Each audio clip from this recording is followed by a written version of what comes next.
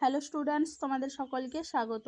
আজকে তোমাদের দ্বিতীয় পর্যায়ক্রমিক মূল্যায়ন 2026-এর ক্লাস 10-এর রায় ও মার্টিন প্রশ্নবিচিত্রার ভৌতবিজ্ঞান বিষয়ের মডেল সেট 8 করে দেখাবো। তো চলো শুরু করা যাক। তার আগে বলে দিই, তোমরা যদি চ্যানেলে নতুন হয়ে থাকো তাহলে চ্যানেলটিকে অবশ্যই সাবস্ক্রাইব করে দিবে।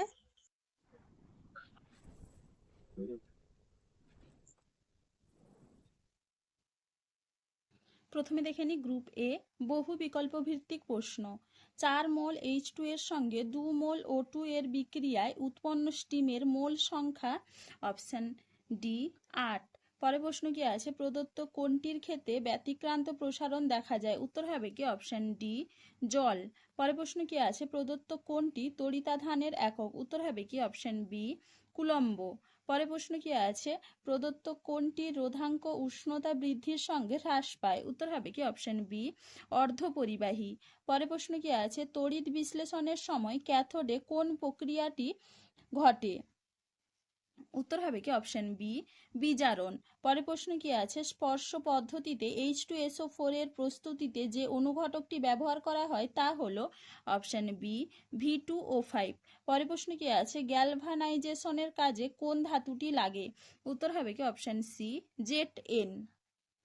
এবারে দেখে নিই গ্রুপ বি, নিম্নলিখিত প্রশ্নগুলির উত্তর দাও। বিক্রিয়ক ও বিক্রিয়াজাত পদার্থ বলতে কি বোঝায়? দেখে নাও উত্তরটা তোমরা। যে সকল পদার্থ রাসায়নিক বিক্রিয়ায় অংশগ্রহণ করে তাদের বিক্রিয়ক বলে এবং বিক্রিয়ার ফলে উৎপন্ন নতুন পদার্থকে বিক্রিয়াজাত পদার্থ বলে। দেখে নাও উত্তরটা তোমরা। পরে প্রশ্ন কি আছে, গ্যাসের বাষ্প ঘনত্ব ও আণবিক ভরের সম্পর্কটি লেখো। উত্তর হবে কি আণবিক ভর সমান 2 × বাষ্প ঘনত্ব। পরে প্রশ্ন কি আছে, তরলের আপাত ও প্রকৃত প্রসারণ গুণাঙ্কের মধ্যে কোনটি তরলের নিজস্ব বৈশিষ্ট্য? উত্তর হবে কি তরলের প্রকৃত প্রসারণ গুণাঙ্ক। পরে প্রশ্ন কি আছে, তাপ পরিবাহিতাঙ্কের এসআই একক কি? Watt per metre per KG. পরে প্রশ্ন কি আছে, 1 বিওটি সমান কত জুল? উত্তর হবে কি 3.6 × 10⁶ জুল। পরে প্রশ্ন কি আছে, বার্লো চক্র কি এসি তে চলে? এটা হবে হ্যাঁ। পরে প্রশ্ন কি আছে, বৈদ্যুতিক বাল্বের রেটিং 220 ভোল্ট 100 ওয়াটের অর্থ কি? দেখে নাও উত্তরটা তোমরা। বাল্বটি 220 ভোল্ট বিভব পার্থক্যে চালালে 100 ওয়াট ক্ষমতা ব্যয় হবে। পরে প্রশ্ন কি আছে, তড়িৎ লেপনের একটি উদ্দেশ্য উল্লেখ করো। উত্তর হবে কি ধাতুকে মরিচা ও ক্ষয় থেকে রক্ষা করা। পরে প্রশ্ন কি আছে, পিতলের বস্তুর ওপর নিকেলের প্রলেপ দিতে হলে তড়িৎ বিশ্লেষ্য রূপে কি ব্যবহার করবে? উত্তর হবে কি নিকেল সালফেট। পরে প্রশ্ন কি আছে, সত্য বা মিথ্যা লেখো।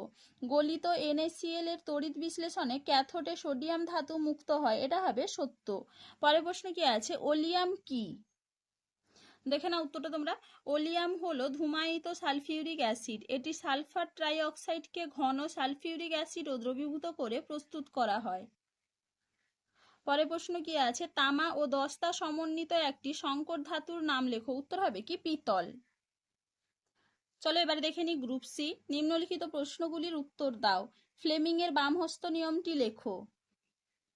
দেখে নাও উত্তরটা তোমরা। ফ্লেমিং এর বামহস্ত নিয়ম ও বিবৃতি, এখান থেকে এইটুকু লিখবে, ভালো করে একটু দেখে নাও।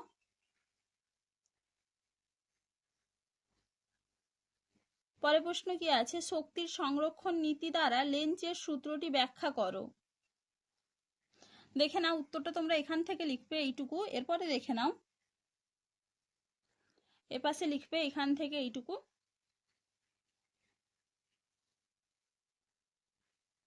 পরে প্রশ্ন কি আছে, লাইকার অ্যামোনিয়ার বোতলটি খোলার আগে ঠান্ডা করে নেওয়া হয় কেন? দেখে নাও উত্তরটা তোমরা, এখান থেকে লিখবে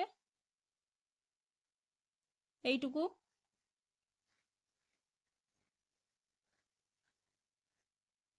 পরে প্রশ্ন কি আছে, H2S এর বিজারণ ধর্মের উদাহরণ দাও। দেখে নাও উত্তরটা তোমরা। পরে প্রশ্ন কি আছে, অ্যালুমিনিয়াম পাত্রে আচার চাটনি ইত্যাদি রাখা উচিত নয় কেন?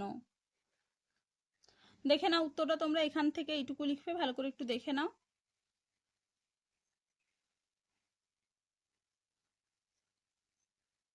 পরের প্রশ্ন কি আছে, খনিজ ও আকরিকের দুটি পার্থক্য উল্লেখ করো। দেখে নাও উত্তরটা তোমরা। খনিজ ও আকরিকের পার্থক্য, দুটি পার্থক্যই দেওয়া আছে এখানে, দেখে নাও ভালো করে একটু। চলো আজকে এইটুকুই, দেখা হচ্ছে পরে ভিডিওতে। ভিডিওটি ভালো লাগলে লাইক করে দিবে এবং চ্যানেলটিকে অবশ্যই সাবস্ক্রাইব করে দিবে।